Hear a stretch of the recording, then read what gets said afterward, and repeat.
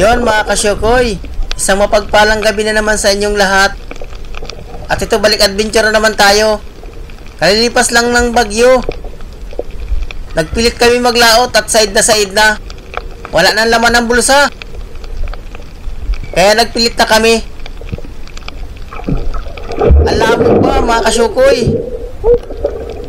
Maganda lang ang camera namin, kaya medyo nakikita ang binibidyohan namin. Pero ang tingin namin sa ilalim, talagang malabo talaga. Kalambutan ang una nagpakita. At ito, pangalawang nagpakita, pang-iyaw. Nakakatakam na mag-ihaw. Surahan. Iyaw, ganito pagdating mga kasyokoy. Matyaga-tyaga kami at makabili lamang ng yero. At yung yero ko ay nilipad ng bagyong uwan. At sana, swertihin kami ngayong gabi. At pag sinwerte kami, makabili lamang ng yero. 10 yero ang nilipad sa akin ng bagyong uwan na yan. Yun, sa pool. Sana may kulambutan pa dyan sa may unahan at makabiling yero.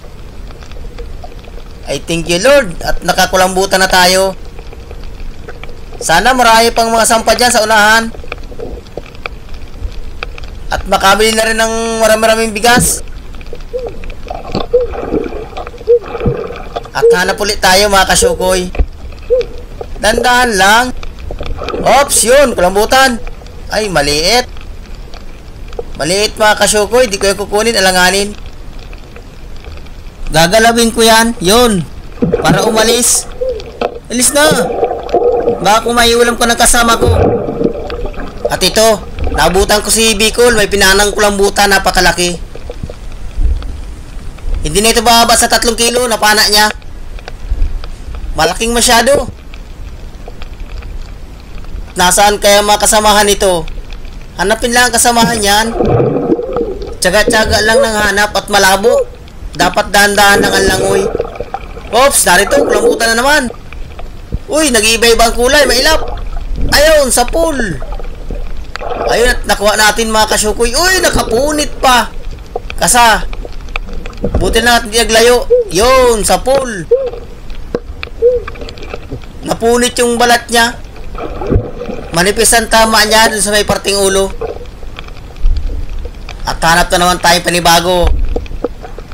Narito, kulambutan, napakalaki. Big na. Yun, sa pool. Ang sama ng tama. Hindi siya nagitik pero nasama ng tama. Karamihan ay big. 7 yung nakita ko nung July, August, malalaki na. Sana may kulambutan pa. At may napapansin akong isda dito. Naroon. Alatan. Oops. Dito sa ibabaw. Ay, naroon. Lagataka. Yun, sa pool, gitik. Nasintro mga kasyokoy. Kwartang linaw ka. Kulambutan uli. Ito. Surahan. Pang-iyaw na naman. Nadagdagan na yung pang-iyaw natin na surahan. Aragawan na naman ang palahik ko nito. Mamimiss nila ang surahan. At matagal-tagal hindi nakapag-adventure.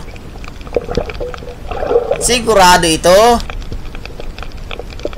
Sana mayroon pa dyan sa parting unahan. Yun, kulambutan. Ay, maliit na naman. Alanganin kunin. Alsyat, baka kung panayin ka nung kasama kumayulam ka. Layas! Layas na! Yun, dito ka. Yan, suot dyan. At ito, liglig.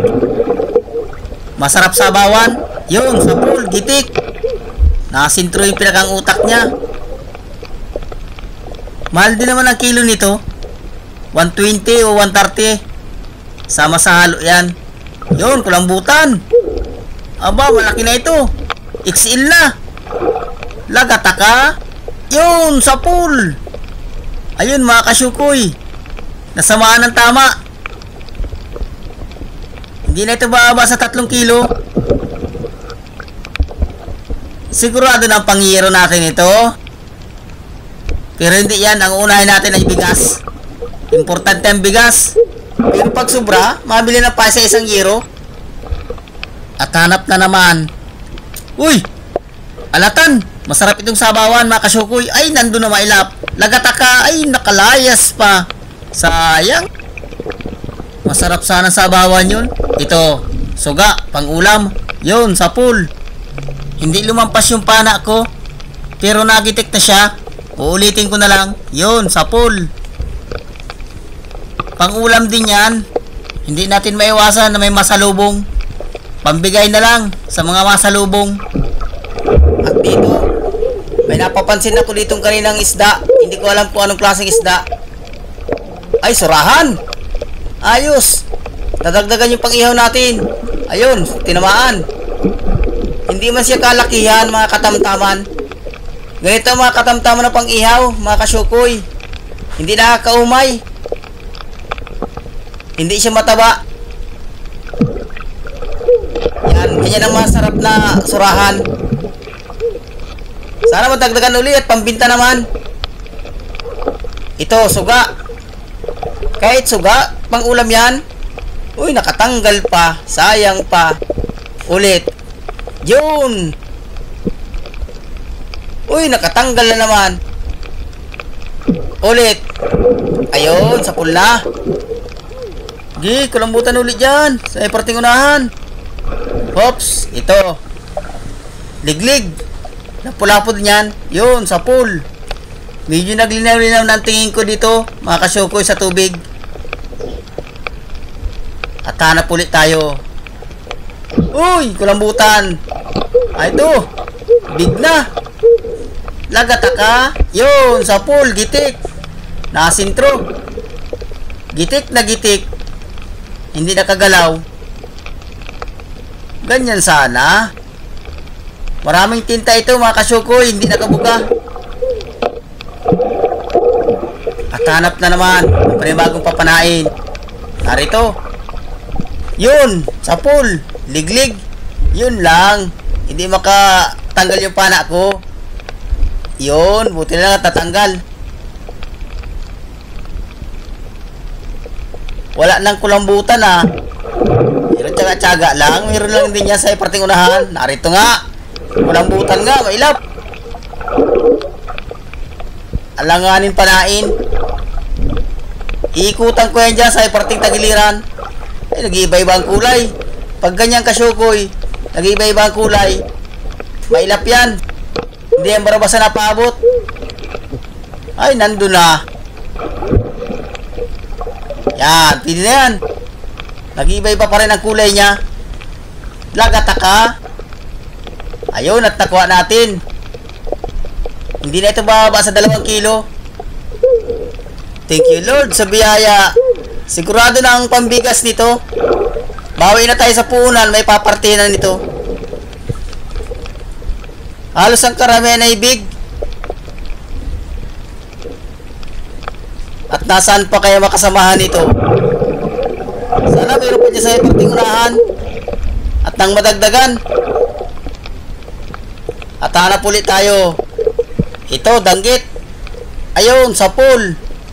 Yun, mga kasyukoy. Aahon na rin kami. Medyo matagal-tagal na yung dive namin.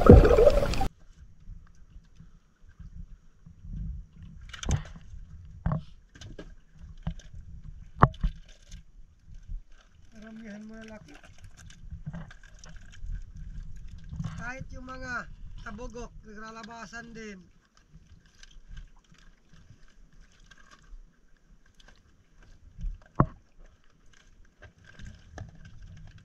Pati otot, naglabas din. Oo.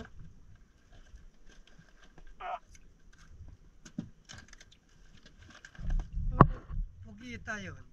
Kala ko maliit lang. Maliit? Malaki pala. Pagdating ko? Yung ano, pugita. Pagdating ko ba? Hindi pa nalabas. Kala ko maliit lang yan. Malabas, malalim yung ano, tayo. Nilalamig siguro ito. Nagkasilid sa pusit. Nilalamig yata ito. Na ano pa talaga, Pupasok Choy? ko sa pusit. Na ano talaga, oh. Na ano pa? Hmm.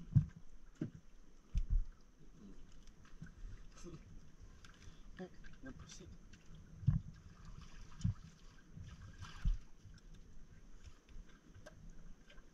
Malabo pa. Santa. Ay, may itim. Malakas lang ang flashlight namin kaya kung titingnan maliwanag. Pero ang tingin namin sa ilalim, nakakaduling, doon labo. Siya na yung ulan.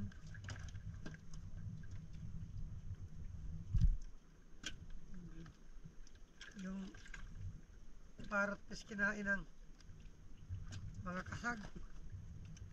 Buhay pa, papatay na rin yan.